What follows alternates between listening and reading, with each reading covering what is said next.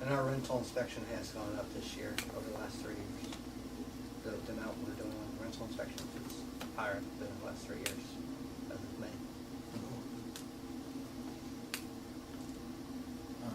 There's one other element to this that we need to consider, which is how we would offset taxes.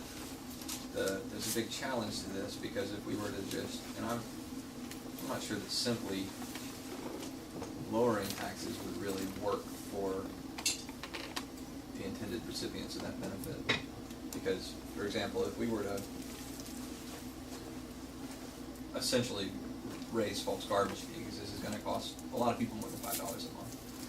If we were to essentially raise folks' garbage fee, and to the tune, let's see, what's garbage collection costing right now? Keeps changing, but let's say it costs $1.5 million, and we have this current fee that's $600,000. So let's say let's say it costs $1,600 just for the sake of clean numbers. Or let's say it costs $1.6 million for the sake of clean numbers. It costs to collect garbage. We have the $600,000 right now, so we adjust the fee to bring in an additional $1 million in revenue. If we were to lower any given tax to the tune of $1 million, the breakdown wouldn't really be equitable, because like if we were to lower property taxes to the tune of $1 million, and who knows what that's like 30% decrease or whatever that is. I'm making that number up.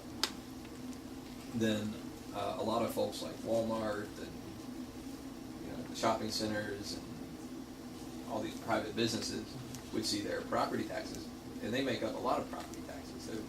They're kind of obviously they pay disproportionately higher property taxes than residents, because their properties are valued higher. So they would see this tax benefit without having any connection to the garbage fee whatsoever. So the average person, the average resident who would see their fee adjusted, would not see their taxes decrease the same amount. And for different reasons, the same would be true for occupational taxes, because we have so many folks who pay occupational taxes in the city who don't live in the city, who come in from out of town to work here. We've got thousands of people a day. And so the question is, how do we adjust taxes in an equitable way so that it just affects local property owners? And I think this is a legal question. What kind of options or opportunities do we have? I know other governments at larger levels can do this. The federal government does it all the time. But what possibility do we have to actually provide essentially tax credits for residential property owners, as opposed to an across-the-board tax decrease? Because that would, if we can actually target the tax break to the folks who are paying the garbage fee, then we can make that balance out, and actually demonstrate to people and make it a practical reality that they would see their fee offset by a decrease in taxes. Well, you can have differing tax rates based upon on real differences in taxpayer situations. And, for example, I've been involved in litigation where certain businesses were charged at one rate and other businesses were charged at another rate, and of course the one that was charged at a higher rate challenged, claiming that there was really no substantive difference between them and the businesses receiving the lower rate, and so they should all be charged the same rate. So we would have to see if there would, and that was on an ad valorem tax, which real property is ad valorem tax. So we would have to see if there's some way to make a valid distinction between residential property owners that are getting garbage service and those that aren't. Well, I'm not sure. Might take a little thought. I'm not sure there would be many residential.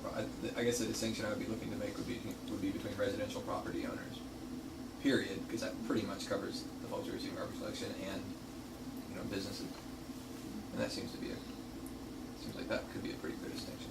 Are the apartments going to Residential property? Because right now, not all apartments are in our solid waste plan. A certain over Sure. a certain size, they use dumpsters, don't they, Gary? No, well, Well, it's optional. we had what was our 2001 we picked up any size apartment as long as they weren't a traffic hazard. 2001 moving forward, 8 units or less we serviced. So the larger ones that are old have been grandfathered in. They can opt out.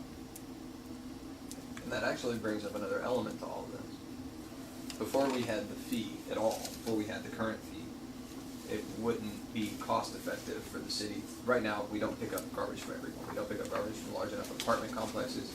We don't pick it up from small private businesses. We certainly don't pick it up from large businesses. We just pick it up from, smaller residential units. And right now, it wouldn't be under the previous system, it wouldn't be cost effective for us at all. It would be an added expense to expand collection to small businesses, to larger apartment complexes, etc. Under the current fee, under the $5 a month flat fee, that same dynamic applies. Where we can't, it would be an added expense to the city to expand, to allow people to buy into that $5 a month to receive that garbage collection, because we're supplementing so much of it with, 60% of garbage collection, we're still supplementing with tax dollars. So that would, it would be great for the people who just pay $5 a month to buy in. They'd be getting, quite a bargain, but it wouldn't actually be equitable. But if we're actually using the fee to cover the cost of collection, and if the fee that folks are paying is actually covering the cost of the service to them, then we could expand or shrink the service one way or the other without any big picture fiscal impact. As in we could pick up garbage from twice as many people, but as long as it's paying for itself, we'd bring in twice as much revenue and it would still just pay for itself. Does that make sense? So there's an opportunity in here to actually expand our service to anybody who wants to buy into it, at least on a smaller scale. Large businesses, not cost effective because they set up things in dumpsters. But there are plenty of small businesses downtown, and there are plenty of larger apartment complexes where folks set up stuff on a smaller scale. They're currently paying way more than they would under this current system. I mean, the businesses downtown are setting out a trash can and paying close to $50 a month to do it. They can buy into a system like this for $15 a month or whatever it costs for them to handle that level of volume. I think a lot of folks would look into that, and that wouldn't affect our bottom line, as long as the fee they're paying covers the cost of collection. Does all that make sense? So it seems like we could have an opportunity to expand service, at least on a small scale. And that could mitigate some of the concerns that were just raised in terms of who. Is there a way to, I'll pose this to Fred and Jeff, throw it out there to y'all. If the point is to limit how much goes to the landfill and to increase recycling, but regardless of what system you use, we know how much we take to the landfill every December. This coming December is less. There should be a credit. Cost the city less. The dump fee. So why not give the credit to those that paid for the trash service, the difference? Up to $60 a year, or up to whatever fee there is. But the cost of the dump is so small in proportion to the cost of the service. Collections and nature is. Right, but we're charging by Just a volume. portion of it. Right, but we're charging by volume. But We're it'd not be charging probably a by- base fee of $12, the lowest can, and then the one in the middle can would be a 14, and then 16. That's kind of the The dividend. revenue streams that I mean, that's so you just- might get $1 back. Are you suggesting that That in as lieu an, of changing as taxes. an alternative to changing or- taxes? Because I don't think that would balance. I guess my concern there is that wouldn't. Or That whatever would be percentage it compensated. is, Print it, it I got gets, one Yeah, something, I okay. don't know, but to me, it's whatever you paid, you get back. If it's So going we'll- I don't think that would break even. I mean, I'm perfectly open to that if the Sounds- numbers wash out, thought process. but I suspect that wouldn't break even for folks. I suspect that folks would see their fees raise more than their dividend check would cover. Especially if we sent more to landfill the following year, Sure. then which they don't get any. Although if we're talking about expanding service and sending more to landfill, we're not actually talking about, in the big picture, putting garbage in the landfill. It would just be going through the city instead of through a private contractor. That's, But that would increase our revenue enough to compensate. As long as we're charging enough to actually cover the cost of the service. There's nothing that needs to get figured out now. There's stuff that you want. Are you all comfortable? Do you have more questions for us in terms of immediate parameters? I mean, I know that you're gonna have to go back and forth at, you know, time or two. What I'll do is, contact some of the folks that Jeff's called and talk to their property maintenance side.